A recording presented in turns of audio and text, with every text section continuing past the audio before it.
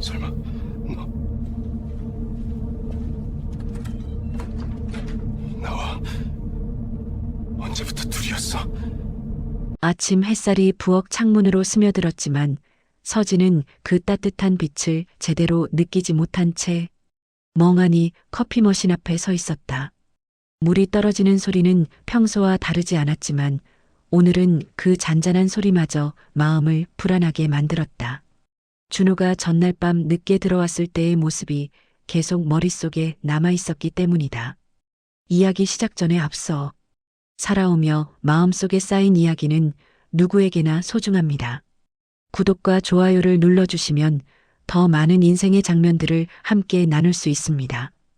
문을 열고 들어온 그의 얼굴은 피곤한 사람의 표정보다는 무언가에 쫓기다가 겨우 돌아온 사람처럼 굳어 있었고, 서진이 괜찮아?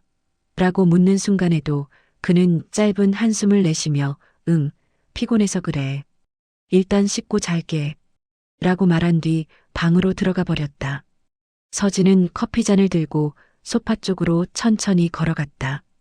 준호가 어젯밤 아무렇게나 벗어둔 외투가 그대로 놓여 있었는데 그것을 집어드는 순간 익숙하지 않은 향이 은근하게 코끝을 스쳤다. 서진은 처음엔 착각인가 하고 외투를 다시 확인했다. 하지만 향은 더 진하고 분명하게 퍼져나왔다. 달콤하면서도 잔향이 긴 서진도 쓰지 않고 준호도 사용하지 않는 종류의 향수였다. 그제야 어젯밤 준호가 했던 말이 다시 떠올랐다. 옆자리에 앉은 사람이 향수를 너무 많이 뿌렸더라고. 그 냄새가 옮았나 봐. 당시엔 그냥 넘겼지만 지금처럼 깊게 배어 있을 정도라면 단순히 스친 것이라고 보기 어려웠다. 서진은 외투를 천천히 내려놓고 식탁에 앉았다. 커피잔을 입에 가져갔지만 아무 맛도 느껴지지 않았다. 마음속에서는 아주 작은 의심이 조용히 살아나기 시작했고 서진은 그걸 억누르려 노력했지만 손끝의 떨림까지 감출 순 없었다. 그때 휴대전화가 울렸다. 화면에는 준호의 회사 후배 지연의 이름이 떠 있었다. 서진은 잠시 망설였지만 전화를 받았다. 서진 선배님 실례지만 혹시 준호 선배님 지금 집에 계세요? 아니, 아침에 일찍 출근했는데 왜? 지연은 불안한 목소리로 말을 이어갔다. 회사에 안 오셨어요. 출근 체크도 안 됐고 연락도 계속 안 돼요. 서진은 순간 아무 말도 할 수 없었다. 아침에 직접 준호가 나가는 걸 본 건 사실이지만 회사에도 가지 않았다는 말은 설명이 되지 않았다. 혹시 무슨 일이 생긴 건지 아니면 단순히 일정이 바뀐 건지 모든 가능성이 머릿속에 뒤엉켰다. 전화를 끊고 난 뒤에도 서진은 한동안 휴대전화를 손에 든 채 움직이지 않았다. 커튼 사이로 들어온 햇살은 따뜻했지만 집안의 공기는 여전히 차갑게 느껴졌다. 불안은 점점 더 뚜렷해지고 있었다. 며칠 전부터 이어진 준호의 잦은 야근, 늦은 귀가, 대화의 단절, 외투에 배인 낯선 향기까지 하나도 그냥 넘길 수 없는 것들이었다. 서진은 결국 자리에서 일어나 거실을 천천히 둘러보았다. 평소와 다르지 않은 집안 풍경이었지만 오늘따라 모든 것이 낯설고 서늘하게 느껴졌다. 준호의 지갑이 소파 옆 탁자 위에 놓여 있는 것이 눈에 들어왔고 서진은 조심스럽게 그것을 집어들었다. 원래 준호는 지갑을 집에 두고 나가는 일이 거의 없었다. 더욱이 회사에 가지 않은 날이었다면 더더욱 말이 안 됐다. 서진은 천천히 지갑을 열었다. 카드 몇 장과 명함, 그리고 접힌 영수증 하나가 들어 있었는데 그것은 서진의 손끝을 멈추게 했다.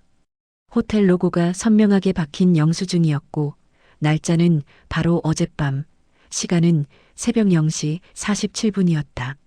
심장이 순간 얼어붙는 느낌이었다. 호텔? 왜?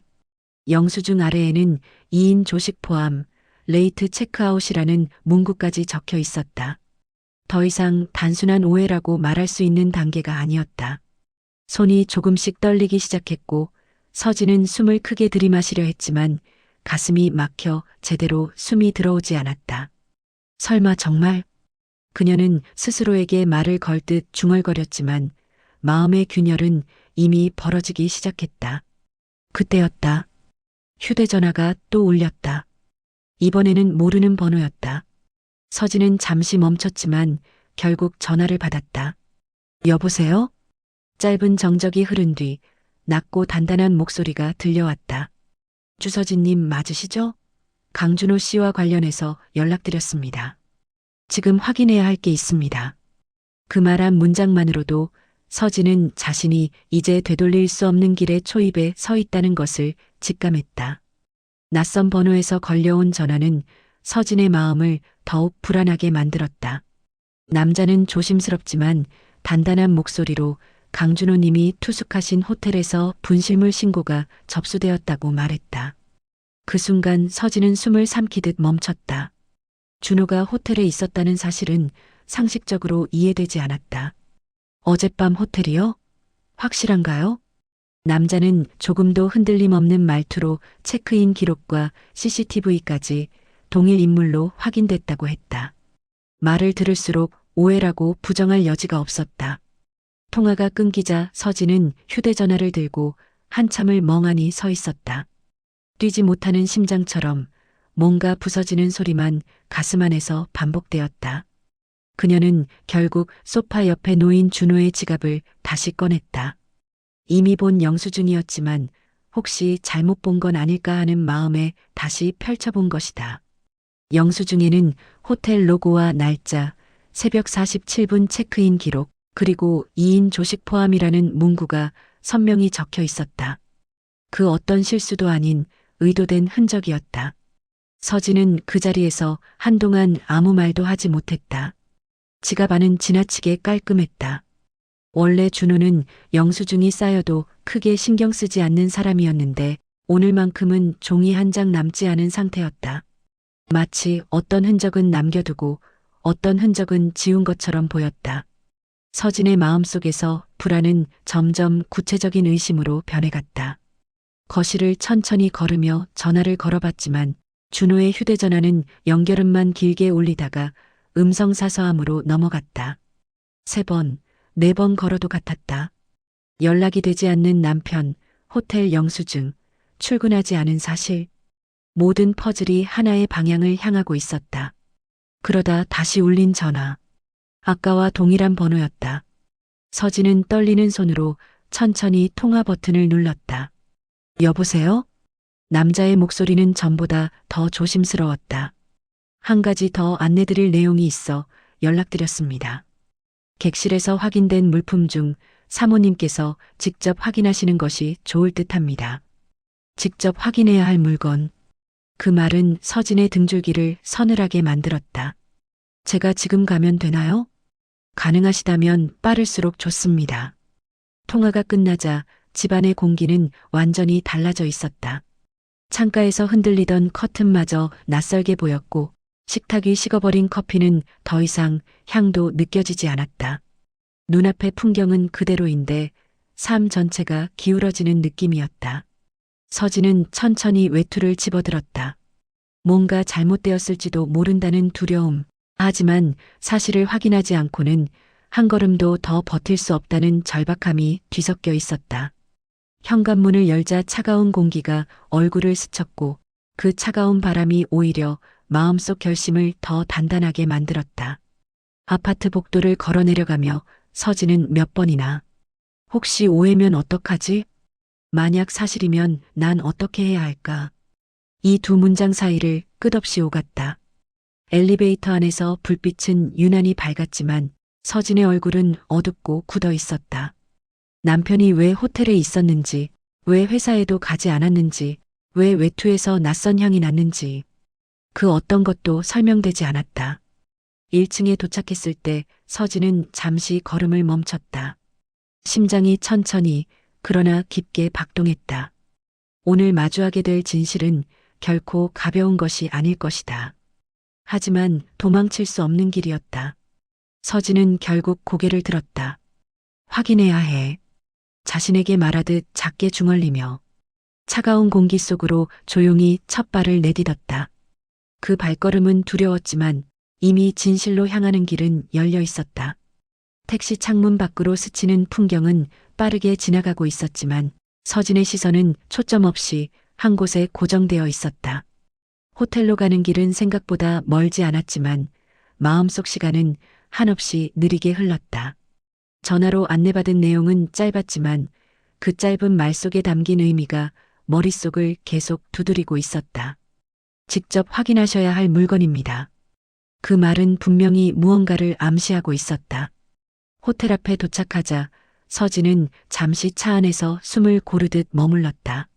손가락은 차갑게 식어 있었고 마음은 복잡한 파도처럼 요동쳤다. 그러나 도망치듯 돌아가는 선택은 할 수 없었다. 이미 남편의 흔적은 부정할 수 없는 형태로 남아 있었고 지금 뒤돌아서면 더 깊은 어둠 속에 갇힐 것 같았다. 호텔 로비에 들어서자 따뜻한 조명이 그녀를 감싸 안았지만 그 온기는 전혀 마음에 닿지 않았다. 로비 직원은 서진을 확인하자마자 조용히 고개를 숙이며 안내했다. 분실물은 이쪽으로 준비해 두었습니다. 말투가 조심스럽고 눈빛은 무언가를 알고 있는 듯 미묘하게 흔들렸다. 마치 이걸 보고 놀라지 말라는 경고처럼 느껴졌다. 작은 상담실 형태의 공간에 들어서자 투명한 봉투 하나가 책상 위에 올려져 있었다. 직원은 봉투를 조심스럽게 밀어주며 말했다. 고객님, 남편분 객실에서 수거된 물품입니다. 그 말에 서진은 천천히 손을 뻗었으나 바로 잡지 못하고 잠시 공중에서 멈췄다. 두려움이 손끝까지 차오른 듯했다. 결국 그녀는 봉투를 손에 들었다. 안에는 작은 키카드 한 장, 접힌 메모지 한 장, 그리고 낯설게 보이지만 분명 여성의 소지품처럼 보이는 얇은 립스틱 하나가 들어 있었다. 서진의 심장은 순간적으로 쿵 하고 떨어지는 듯 흔들렸다. 립스틱의 색은 서진이 평소 바르지 않는 계열이었고 사용감이 아주 살짝 묻어 있어 더 불길했다. 직원은 말없이 자리에서 물러나 서진이 스스로 확인할 시간을 주었다. 그녀는 눈을 크게 뜨고 립스틱을 바라보았지만 쉽게 손에 잡지 못했다. 이게 뭐지? 정말 준호가? 의문은 빠르게 의심으로 이어지고 의심은 다시 마음을 핥히듯 깊어졌다. 그리고 마지막으로 남은 메모지를 펼쳤다. 자세한 문장은 적혀 있지 않았고 단 2글자만 크게 적혀 있었다. 내일 9시. 시간만 적힌 메모였지만 그 시간에 누가 오기로 되어 있었는지, 준호는 어떤 약속을 하고 있었는지, 그 빈칸은 오히려 상상할 수 없는 이야기들을 끌어올렸다. 서진은 의자를 잡고 천천히 앉았다. 심장은 빠르게 뛰었고 손끝은 찬물에 담갔다 나온 것처럼 떨렸다. 머릿속으로 여러 장면이 스쳐갔다. 준호가 요즘 들어 자꾸 늦게 들어오던 날들, 말수가 줄어든 모습, 그리고 외투에서 스친 낯선 향. 그 모든 것이 지금 하나의 퍼즐처럼 맞춰지기 시작하는 것 같았다. 하지만 마음 한구석에서는 끝까지 아닐 수도 있다는 희미한 가능성을 붙잡고 있었다. 그 희미한 가능성이 아니었다면 서진은 벌써 이 자리에 주저앉아 울어버렸을 것이다. 말할 수도 없고 묻고 싶지도 않은 상황 속에서 그녀는 조용히 메모지를 다시 접어 봉투에 넣었다. 직원이 조용히 물었다. 혹시 더 확인이 필요하신가요? 서진은 천천히 고개를 저었다. 아니요, 제가 가져갈게요. 목소리는 떨렸지만 똑바로 대답했다. 이제 도망칠 이유도 숨길 이유도 없었다. 호텔을 나서며 서진은 외투 단추를 꽉 잠갔다. 바람은 차가웠고 눈가까지 따갑게 스쳤지만 그녀는 눈을 감지 않았다. 지금은 어떤 감정도 무뎌질 수 없었고 어떤 장면도 놓쳐서는 안 되는 순간처럼 느껴졌다. 길을 걷는 동안 손에 쥔 봉투는 계속 미세하게 흔들렸다. 그 흔들림은 곧 서진의 마음과도 같았다.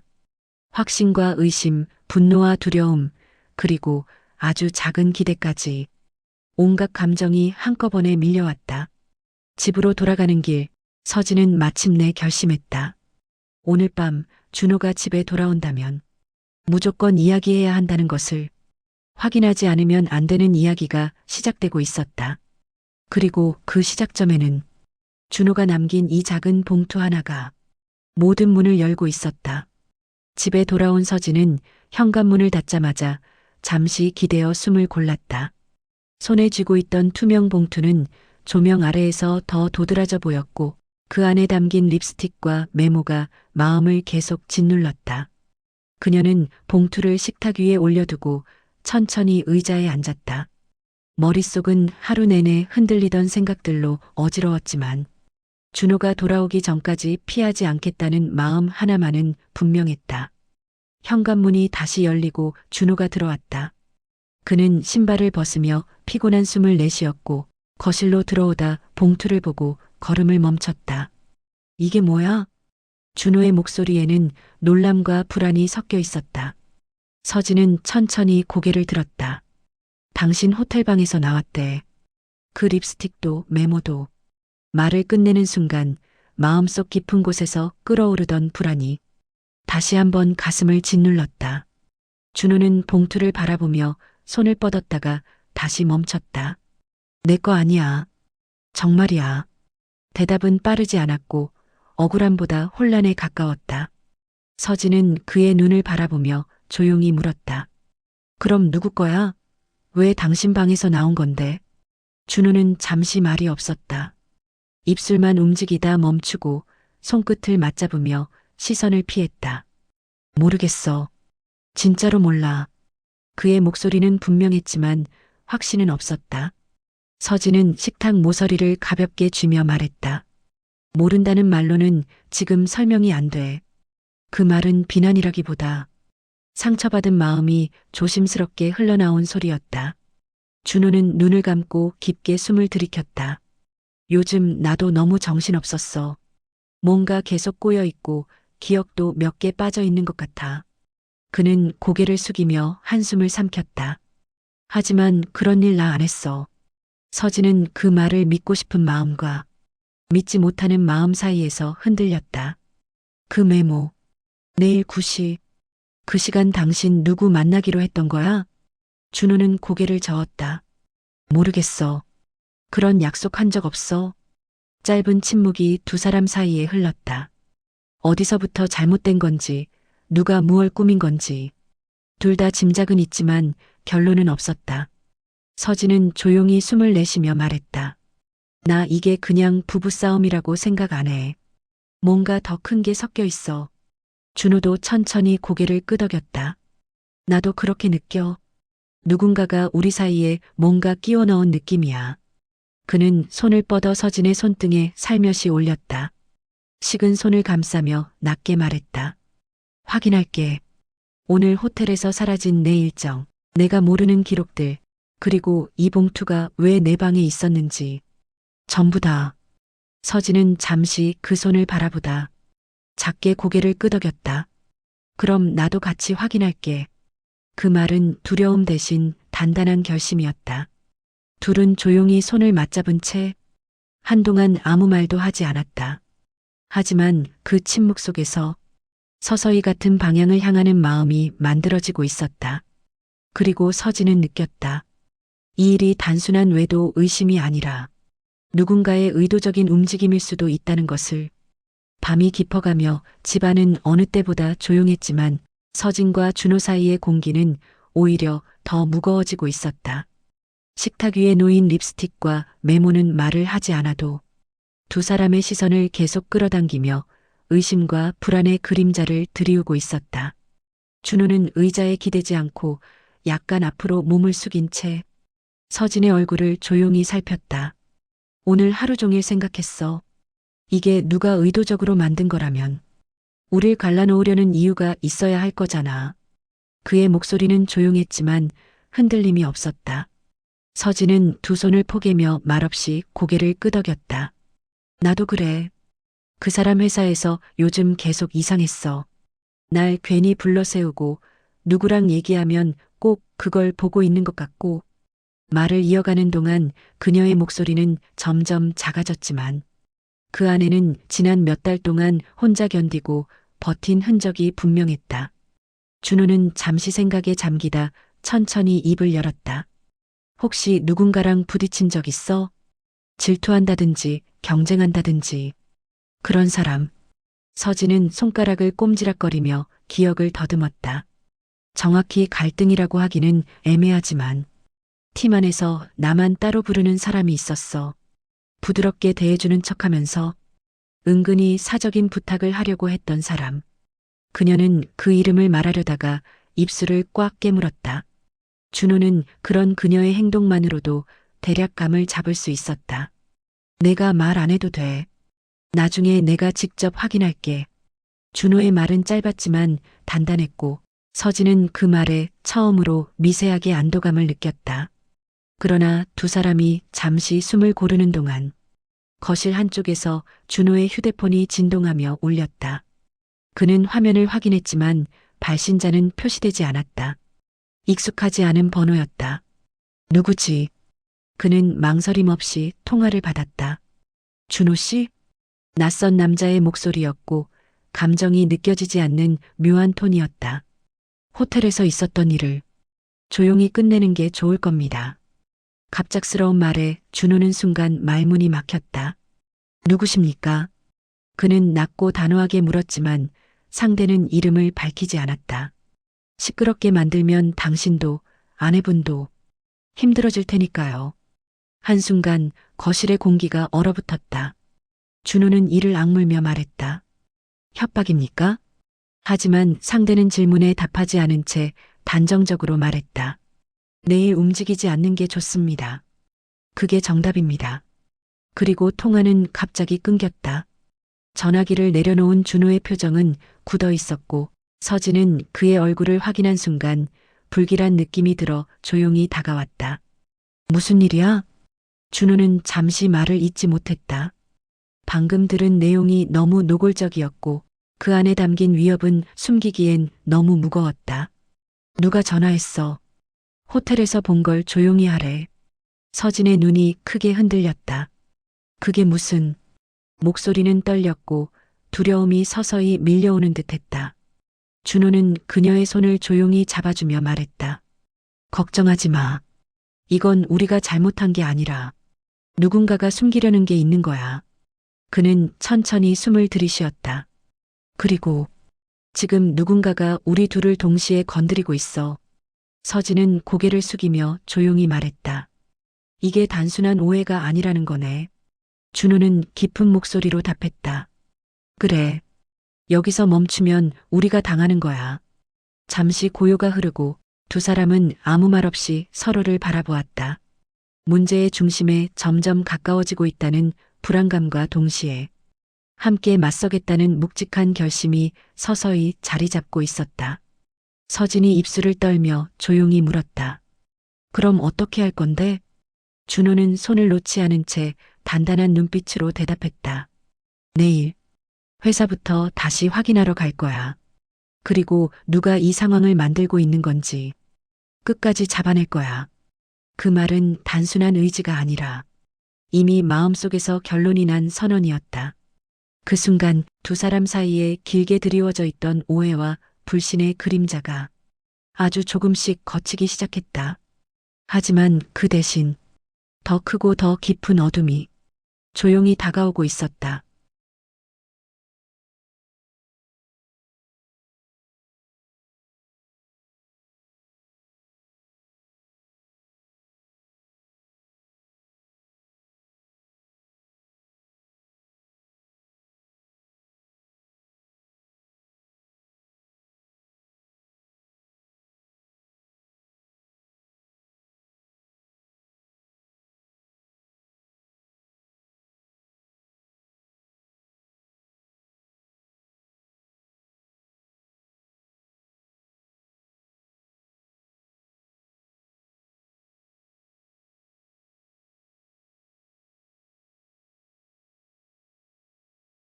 호텔을 나오자 차가운 공기가 얼굴에 스쳤지만 준호는 그마저도 제대로 느끼지 못했다. 발걸음은 무겁고 머릿속은 복잡하게 얽혀 있었다.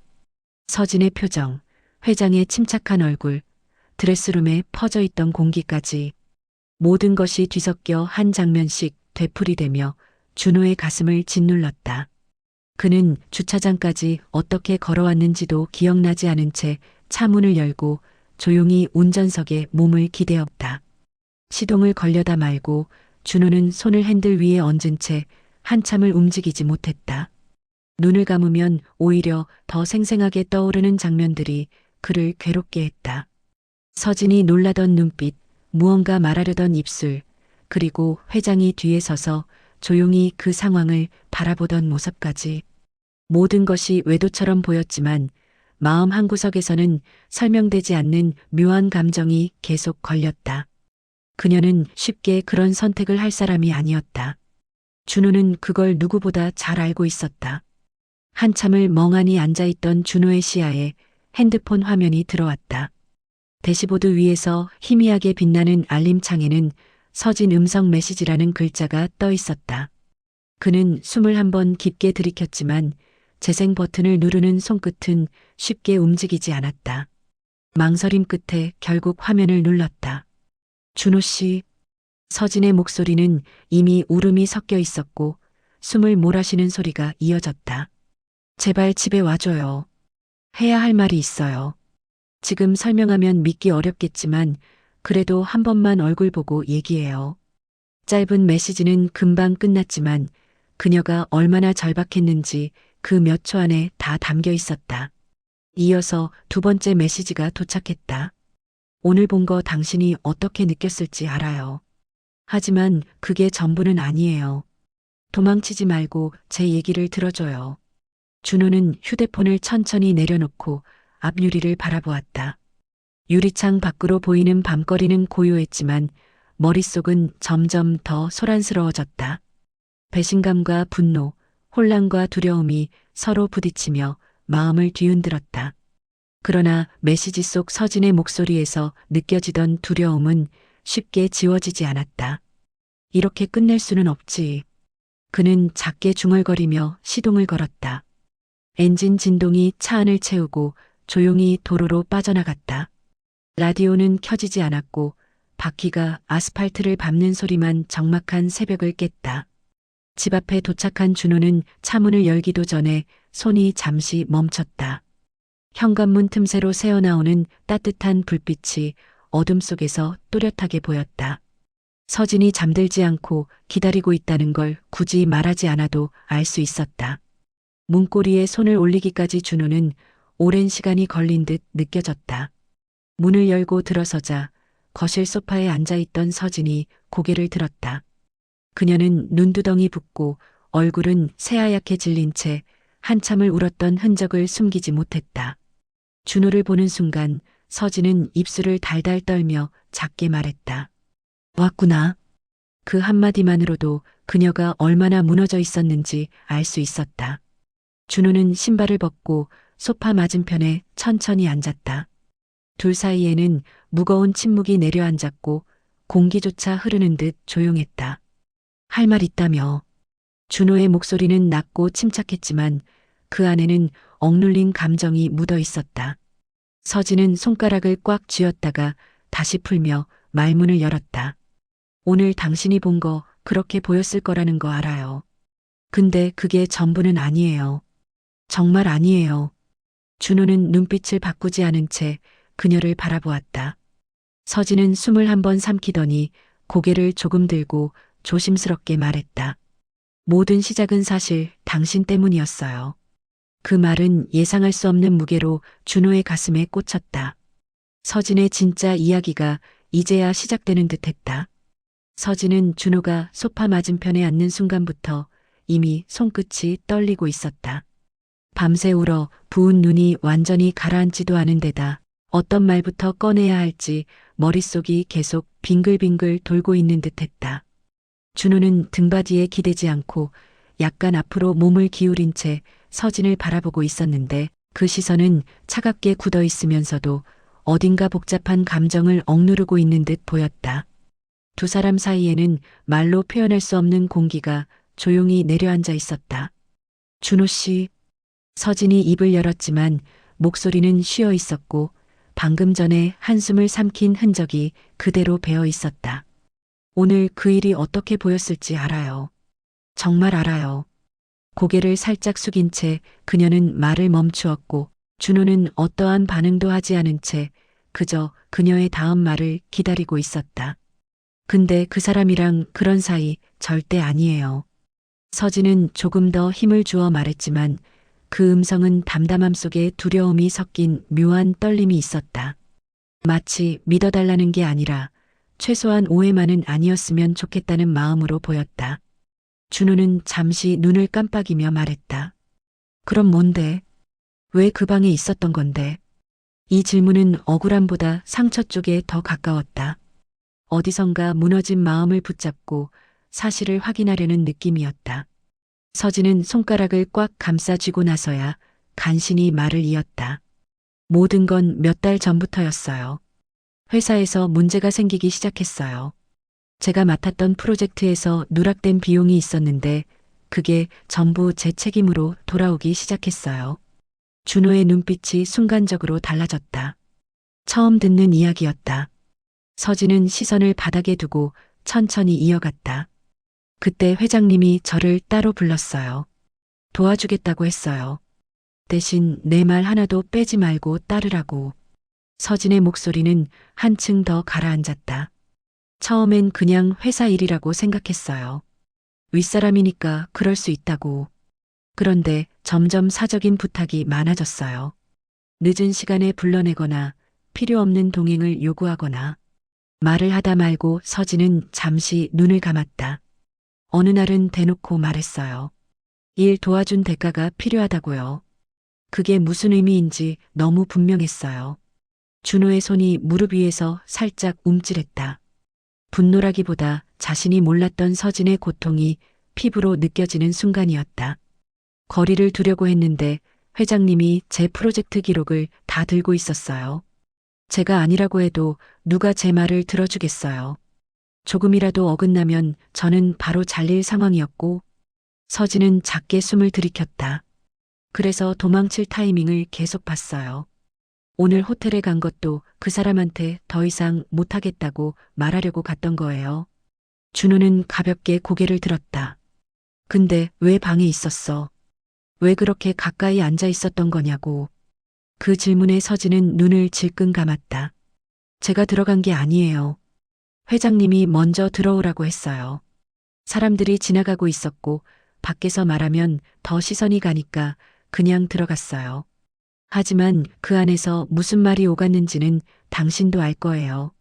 저 정말로 거기서 벗어나려고 했어요. 준호는 입술을 굳게 다물고 서진을 바라보았다. 믿고 싶으면서도 믿기 어려운 그런 복잡한 표정이었다. 그는 손가락으로 소파 팔걸이를 천천히 두드리며 생각을 정리하려 했지만 마음은 더 복잡해졌다.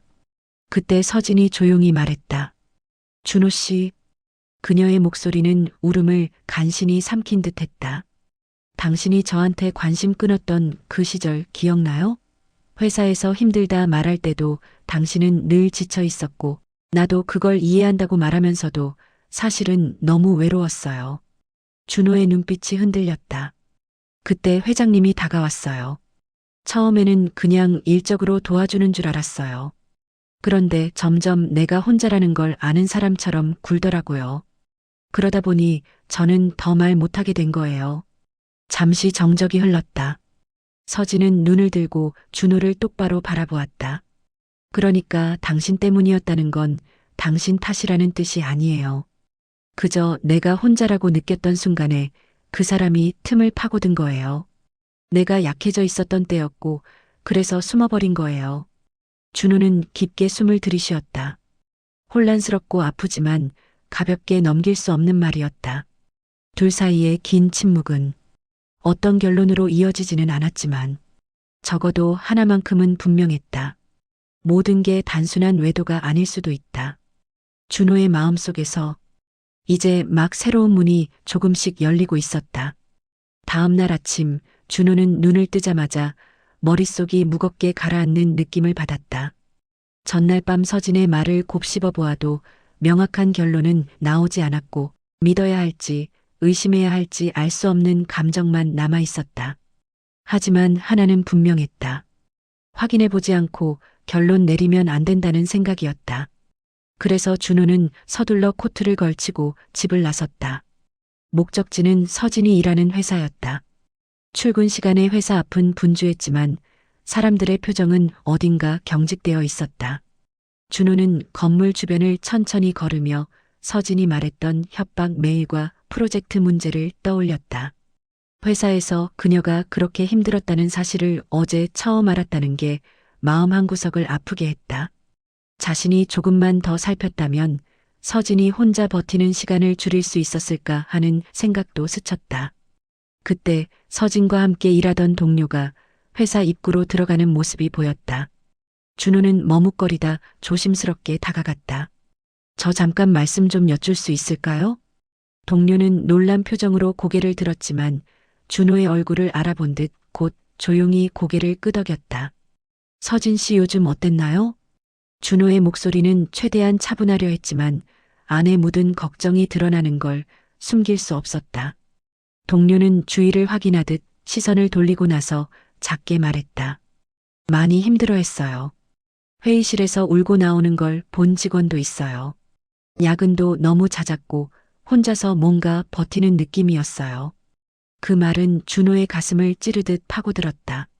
자신이 모르는 사이 서진이 얼마나 외롭게 버티고 있었는지 이제야 조금씩 보이기 시작했다. 동료는 말을 이어가려다 입술을 다물고 땅을 잠시 바라보았다. 그런데요. 그 일은 말 안 하시는 게 좋을 거예요. 준호가 이유를 묻기도 전에 동료는 급히 회사를 향해 걸음을 옮겼다. 그 반응은 단순히 모르고 싶다가 아니라 분명히 말하면 안 된다는 기류였다. 뭔가 조직적인 숨김이 있다는 의미였다. 준호는 복도 쪽으로 천천히 걸어가다 회장 비서실 직원과 마주쳤다. 이번엔 아예 대놓고 묻기로 했다. 어제 호텔에서 회장님 일정이. 하지만 말이 끝나기도 전에 비서의 얼굴이 단단하게 굳었다. 그 일 언급하지 않는 게 좋습니다. 짧은 한 문장이었지만 그 안에는 경고와 두려움이 동시에 담겨 있었다. 준호는 가만히 그를 바라보다가 천천히 돌아섰다. 회사 전체가 무언가를 알고 있다는 느낌이 들었고 서진이 혼자 감당해야 했던 압박이 어떤 것이었는지 조금씩 실감났다. 밖으로 나오자 찬바람이 얼굴을 스쳤다. 준호는 벤치에 앉아 한참 동안 손을 모은 채 생각에 잠겼다. 서진의 말이 단순한 변명이나 꾸며낸 이야기가 아니라는 징후는 곳곳에서 드러나고 있었다. 하지만 여전히 모든 조각이 완전히 맞춰지는 것은 아니었다. 믿고 싶은 마음과 의심 사이에서 마음이 파도처럼 흔들렸다. 그때 준호의 휴대폰이 울렸다. 화면에는 익숙한 이름이 떠 있었다. 회장. 받을지 말지 고민하는 시간은 길지 않았다. 준호는 이를 악물고 전화를 눌렀다. 준호 씨. 회장의 목소리는 어제와 똑같이 부드럽고 차분했다. 오해가 있으니 직접 이야기합시다. 괜히 돌아다니며 사람들 흔드는 일 좋지 않죠. 목소리는 위협이 담겼음에도 신기할 정도로 나긋했다. 오늘 오후 호텔 라운지로 오십시오. 전화를 끊고 난 뒤 준호는 짧게 숨을 들이쉬었다. 회장이 왜 이렇게 빨리 연락해 왔는지, 무엇을 두려워하는지, 그리고 무엇을 감추고 있는지 직감적으로 느껴졌다. 집으로 돌아가는 길, 준호는 문득 서진의 책상 위에 있던 USB를 떠올렸다. 그 안에 잠금된 폴더 영상 백업 어쩌면 그 안에 모든 답이 있을지도 몰랐다. 집에 도착하자마자 준호는 USB를 꺼내 노트북에 꽂았다. 아무 때문에 열리지 않았던 폴더는 여전히 잠겨 있었지만 복원 프로그램이 파일 몇 개를 스캔해내고 있었다. 그리고 그때 화면 한쪽에 아주 작은 파일 하나가 모습을 드러냈다. 러커버드 1, MP4. 준호는 마우스를 움켜쥐며 숨을 길게 들이쉬었다. 이제 더 이상 뒤돌아갈 수 없다는 걸 그는 알고 있었다. USB에서 복원된 영상이 떠오르는 순간부터 준호의 손끝은 진득하게 식지 않았다. 화면 속 서진은 회장의 압박 앞에서 위축되어 있었고 말은 짧았지만 두려운 기색이 분명했다. 특히 남편 회사도 지켜줄 수 없다는 회장의 목소리는 준호의 마음속에서 오래된 불씨처럼 번져올라 분노와 무력감이 뒤섞인 감정으로 변해갔다. 그는 방안을 몇 번 오가며 생각을 정리하려 했지만 머릿속은 더 뒤엉겼다. 결국 그는 코트를 걸치고 나섰다. 더 이상 혼자 추측만 하고 있을 수 없었다. 호텔 라운지로 향하는 길은 이상할 만큼 조용했다. 준호의 심장은 긴장 때문인지 일정하게 뛰지 않았고 가끔씩 빠르게 올라갔다가 갑자기 가라앉았다. 호텔에 도착하자 고급스러운 로비의 조명과 잔잔한 피아노 소리가 오히려 불편하게 느껴졌다. 편안함과 여유를 위해 만들어진 공간이었지만 그 안에서 마주해야 할 사람을 생각하니 모든 것이 불순하게 보였다. 라운지로 들어서자 회장은 이미 앉아 있었다. 고급 커피잔을 앞에 두고 천천히 한 모금 마시며 여유로운 표정으로 준호를 바라보았다. 준호가 가까이 다가가자 회장은 부드럽게 웃으며 의자를 손짓했다. 앉으시죠, 준호 씨. 그 목소리는 평소와 동일하게 차분했지만 그 차분함이 상황을 더 불편하게 만들었다. 준호는 적당한 거리를 유지하며 천천히 자리에 앉았다. 회장은 마치 오랜만에 반가운 사람을 만난 듯 자연스럽게 말을 이어갔다. 어제 일 때문에 여러 오해가 생긴 것 같아 안타깝습니다. 사실 관계만 바로잡으면 금방 풀릴 일인데 감정이 앞서신 건 아닌지 모르겠군요. 준호는 한참 동안 아무 말도 하지 않았다. 대신 회장의 표정, 손짓, 말투 하나하나를 지켜보았다. 너무 자연스러워 오히려 인위적으로 느껴지는 태도였다. 편안함을 가장한 냉정함과 자신감이 얼굴 곳곳에 배어 있었다. 잠시 후 회장은 테이블 위에 놓인 갈색 봉투를 무심하게 손끝으로 건드리며 말했다. 아내분 문제는 서로에게 불리하지 않게 조용히 정리하는 게 좋습니다. 지금 괜히 밖에서 말이 돌기 시작하면 준호 씨한테도 좋을 게 없어요. 그 말은 사실상 협박과 다름없었다. 회장은 정리라는 단어를 자연스럽게 사용했지만 그 속에 숨겨진 의도는 분명했다. 자신의 체면과 위치를 흔들 수 있는 문제를 조용히 덮고 싶은 것이었다. 준호는 그 의도를 정확히 읽었지만 애써 감정을 억누르며 태연한 표정을 유지했다. 그러나 그의 눈은 회장이 손을 놓고 간 봉투와 그 옆에 삐져나온 사진 한 장으로 향했다.